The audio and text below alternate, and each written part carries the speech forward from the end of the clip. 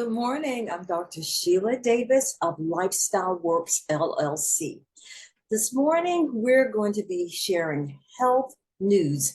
It's a mnemonic for 10 principles that we know will help you improve your health. Are you ready for this? I certainly am and very excited about it.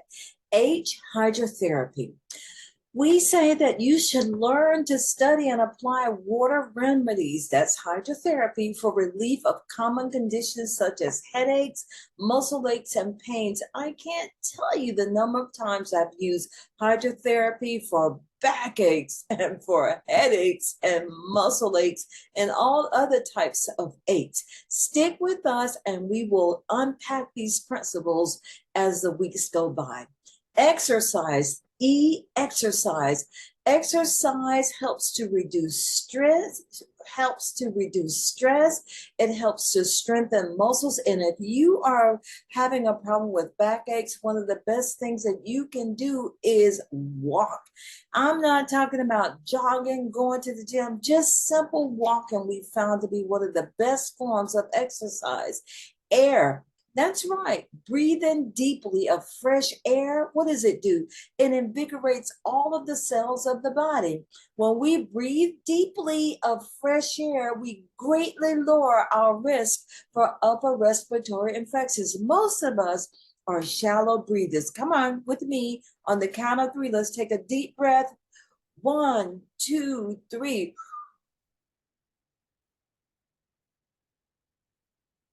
Doesn't that feel good?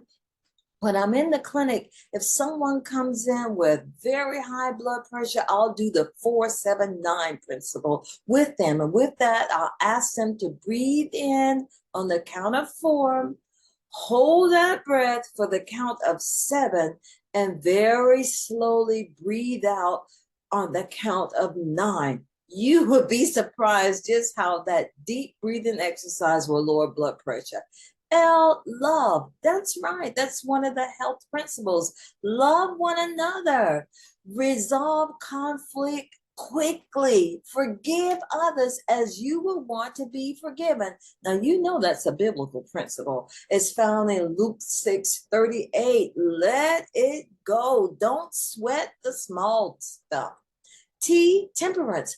Too much of a good thing can be a bad thing. Even eating good food, if you eat too much, that has detrimental effects upon the body. 1 Corinthians 4:40, and yes, I am a Christian, tells us that we should be temperate in all things. Have a schedule to get up. Have a time to get up in the morning, a time to go to bed at night. Everything can't be loosey-goosey. Avoid those things that are bad. We know, like what? Cigarette smoking. There is nothing in this world good about cigarette smoking. So avoid the bad altogether, but be balanced even in the good. H for health is humor. Learn to laugh at yourself and your mistakes. As a family, you can plan fun things just to evoke laughter. The Bible tells us in Proverbs 17:22 that laughter does good as a medicine. It's a tremendous stress reducer. One Christian entertainer or comedian that I know says, laugh yourself to death. Yeah, you can. Well, to life, not death. In nutrition, yes, I'm coming down that road. Cultivate health form and nutritional family habits. And we know from science, but we know even from Genesis, the diet that was provided for us, fruits, grains, nuts, and later on vegetables. That's right. All of the major health organizations, American Heart Association, American Diabetes Association, everybody is lining up behind eating more fruits, eating more vegetables, reducing the saturated fats, limiting your amount of refined sugar, and even avoidance of artificially sweetened products. Stay with us and we'll show you how to do that. E for my health is essential vitamins and minerals and select herbal supplements. Yes, for people who are all the way vegan, you need to be sure that you're incorporating or supplementing vitamin B12. Want to ask you a question. Where do you get your vitamin D from? People will say milk. You can get a little bit of supplemented milk, but the sunshine, going out in the sunshine, Celtic salt is a good source of minerals, but with Celtic salt, be careful with that because it clumps.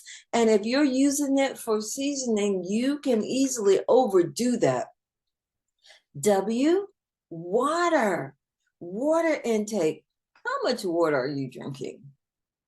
I taught at the university, and at the university, I started doing a little survey with students to see just how much water people were drinking. Oh, some of the students were not drinking any water. Let me give you a little formula. Drink 1 glass of water when you first get up in the morning, about, if you're doing by the bottle, 120-ounce bottle, before about 30 minutes before you eat.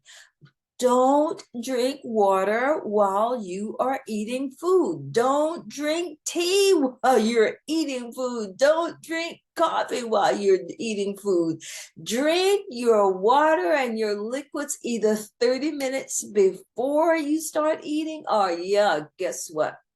1.5 hours to 2 hours after you're eating. Why? You say, why? I've done this all of my life. You stick with Lifestyle Works, and we're going to tell you why. Now, I get to the S4s: sunlight, rest, Sabbath, sleep, stress relief. Sunlight in modest proportions helps to produce and augment vitamin D. Sabbath, Sabbath, rest. God knew we were going to need it way back in Exodus. Really, in Exodus 20, he's told us to remember the Sabbath. Take that day of rest. I just found a fascinating statistic. People who rest, who regularly take their rest day, live an average of 7 to 11 years older or longer than the regular population.